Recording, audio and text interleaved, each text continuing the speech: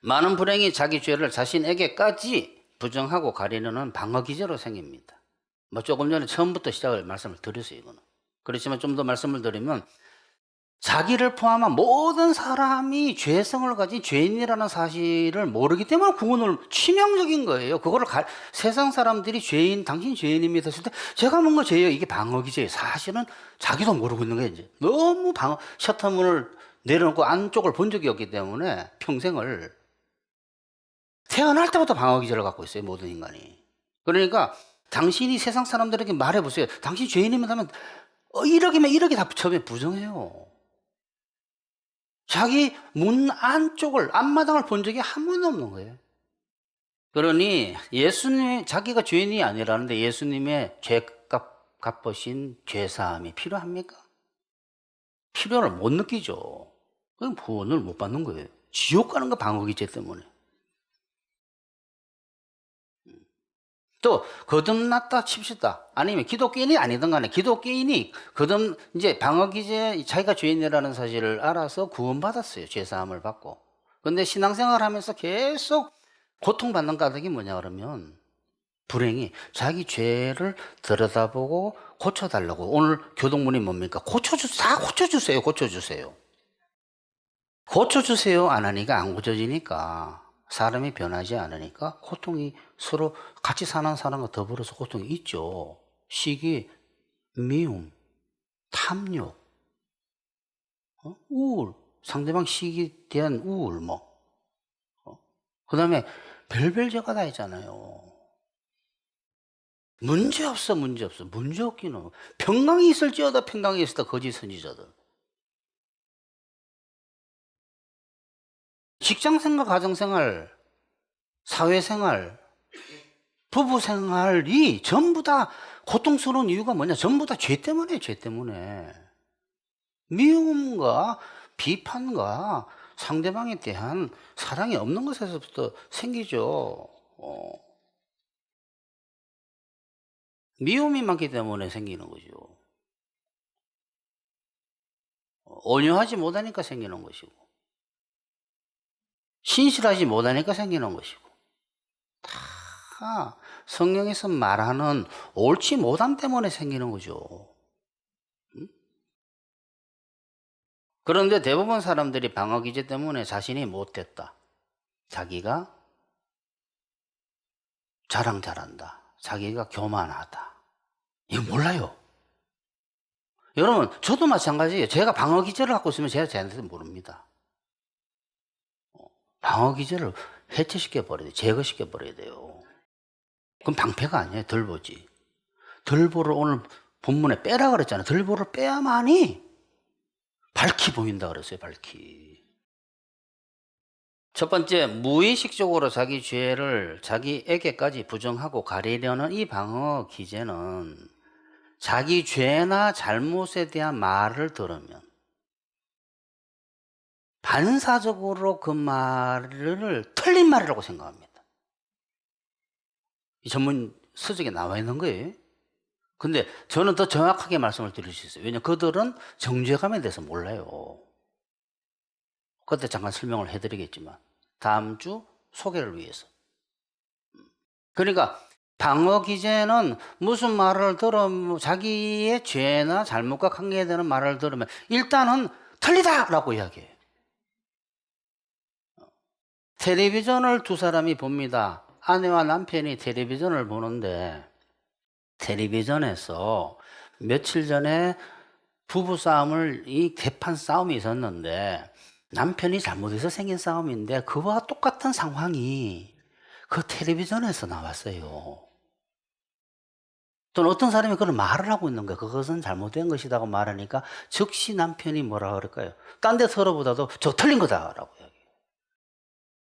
자기 죄나 잘못을 지적하는 상대방의 말이 틀렸다고 생각하는 방어 기제는 그런 텔레비전 프로그램 보낼 때 말고도 수없이 자동적으로 작동합니다.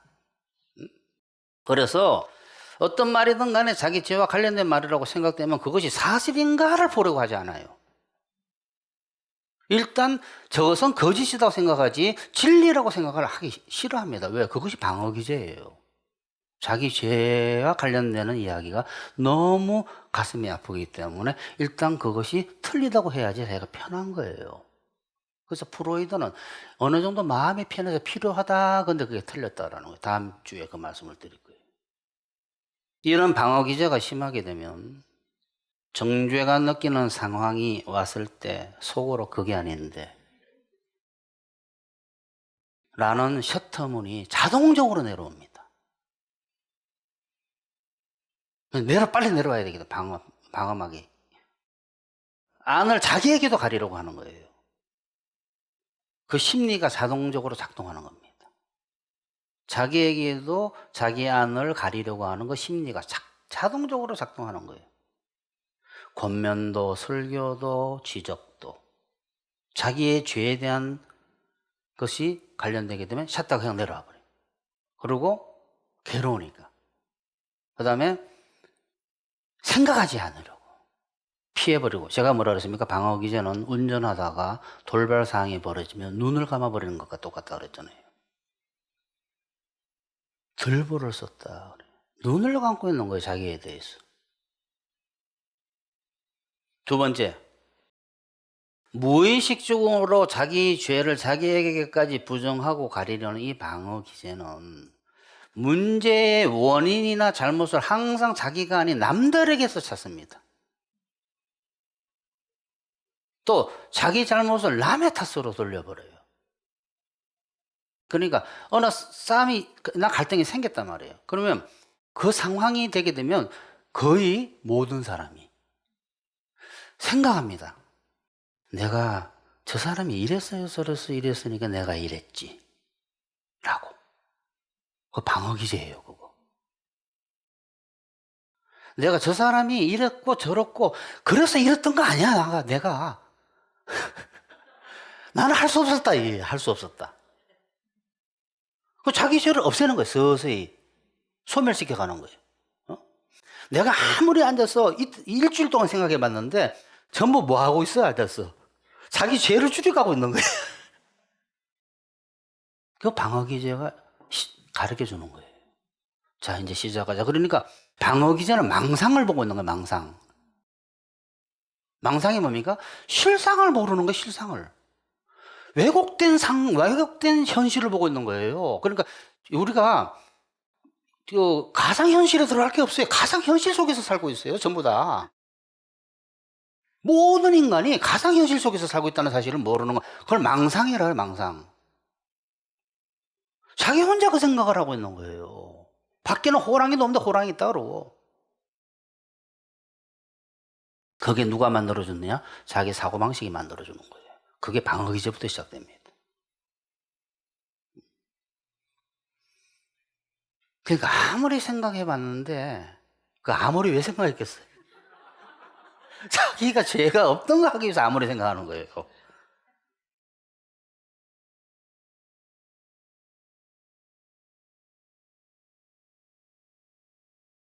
상대방이 잘못했기 때문에 자기가 그럴 수밖에 없었다라고 생각하는 거예요. 상대방 탓으로 돌려버린다라는 거예요. 문제의 원인도 상대방이었다라는 거고. 자기가 잘못한 것도 상대방이 이렇게 했기 때문에 내가 이렇게 했다라고. 그게 방어기제예요. 근데 사람들 모릅니다. 또 상대방의 죄 때문에 자기가 고통과 손해와 손상을 받은 것만 생각하고 상대방이 자기 죄 때문에 손상과 고통과 손해 본 것은 생각을 안 해요. 왜냐하면 자기 죄는 안 보기 때문에. 그러니까 오만 가지가 다 여기서 나와, 오만 가지가. 특히 부부싸움이 일어날 때 방어기제로 인해서 양쪽이 자기 잘못은 인정하지 않고 상대방 잘못만 이야기하고, 그래서 상대방 때문에 너무 고통스럽다 그래, 전부 다. 자꾸 저 사람이 자기 죄만 지적을 하고 자기에게 고통을 주니까 너무 고통스러워서 살기 싫다는 거죠. 상대방한테 물으면 상대방 똑같은 말이에요. 그러니까 상대방을 찌른다라는 사실은 모르는 거예요. 이 방어기제가 심한 사람은 자기도 상대방을 찌르고 있다는 사실을 모르는 거예요. 자기 아픈 게 너무 고통스럽기 때문에 여러분 아파서 들어누워서 남 생각합니까? 너무 고통스러운 거, 정제감이.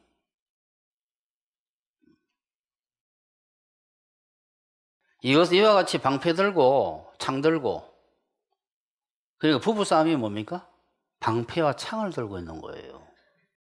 누가 아주 효과적으로 찌르느냐, 또 강력하게 아프게 찔러주느냐. 부부싸움이. 그러다 이혼할 가능성이 보니까 위태위태한데도 막 서로 찌르는 거예요. 어떻게 하면 강력하게 찌를까? 너 나 찔렀지? 이렇게 해서 비판하고 상대방 아니다 그러고, 비판하고 상대방 비판하는 건 아니다 그러고, 막 이렇게 하다가 이혼하는 거예요. 위태위태합니다, 전부. 방어 기제를 해제시켜야 돼. 이때 차라리 자기 방패를 걷어버리고 던져버리고 상대방 창과 방패를 던져버리고 상대방 창 맞는 사람이 나아요. 왜 그럴까? 자기 죄를 시인한 사람은 죄가 사해지지만 자기 죄를 인정하지 않는 사람은 죄가 그대로 있습니다. 지는 게 이기는 거다, 이 말이야. 지는 게 이기는 거다. 세 번째, 무의식적으로 자기 죄를 자신에게까지 부정하고 가리려는 이 방어 기제는, 이게 제일 재밌어요. 잘못을 지적받을 때 자기가 잘못하지 않았다는 변명, 또는 자기가 잘못할 수밖에 없었다는 자기 변호만 하게 됩니다. 방어 기제가 뭐라고요? 나는 죄가 없다예요. 아니, 그걸 머릿속에 딱 갖고 있어야 돼. 나는 죄가 없다. 나는 잘못이 없다. 티라도 있으면 봐야 되는데 없다, 무조건. 그러니까 내가 안 했습니다. 뭔가를 꾸지람이나 지적했을 때 내가 안 했습니다라는, 안 했다는 말을 안 해요. 못했습니다 내지 못할 수밖에 없었답니다 라는 이런 못자를 쓰지 안자를 안 써요. 왜 상관이 꾸지람하겠습니까? 뭔가 있기 때문에 꾸지람하는 거예요. 틀릴 수도 있겠지만. 이르시되 누가 너의 벗었음을 내게 알렸느냐? 내가 내게 먹지 말라 명한 그 나무 열매를 너가 먹었느냐? 하고 꾸지람했어요. 아담이 이르되 하나님이 주셔서 나와 함께 있게 하신, 하나님이 주셔서 행복하게 있는 이 여자가 아니라 하나님께서 주셔서 나와 함께 있게 하신 이 하신 여자, 그가 그 나무 열매를 내게 주므로 내가 먹었나이다. 즉시 방어 기제가 나타나는 거예요. 온 인류가 선악과를 먹자마자 전부 눈이 감긴 소경이 되어버렸어요. 들보. 바리새인의 누룩이라 그래. 없는 사람 없어요. 그래서 예수님이 내가 구원자라는 것을 보여줄 때 소경의 눈을 뜨게 해준 거예요. 여러분 오늘 뜨셔야 됩니다. 소경 뜨는 방법은 딱 하나예요. 방어 기제를 해제시켜야 돼요.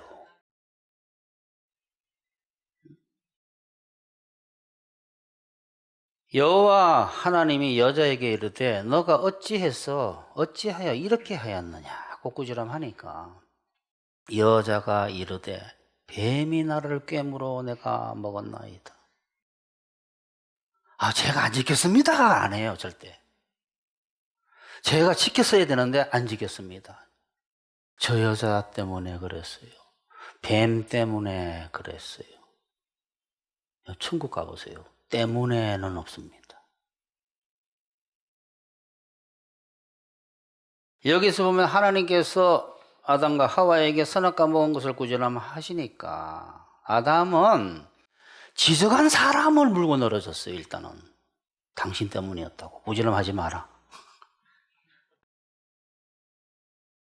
당신이 저를 꾸지람할 자격이 없습니다. 당신이 주셨잖아요 하고. 그러니까 이 두 대상이 있는데 꾸지람한 탓을 하든지 아니면 다른 사람 탓을 한다 이 말이에요. 하나님과 하와 탓으로 돌려서 자기 죄가 아니라고 변명했고, 아담은, 하와는 뱀이 자기를 유혹해서 먹었다고 하면서 뱀 탓으로 돌리면서 자기 죄가 아니라고 변명합니다. 그러니까 우리의 조상 때부터 있는 게 왜 우리에게 없겠어요?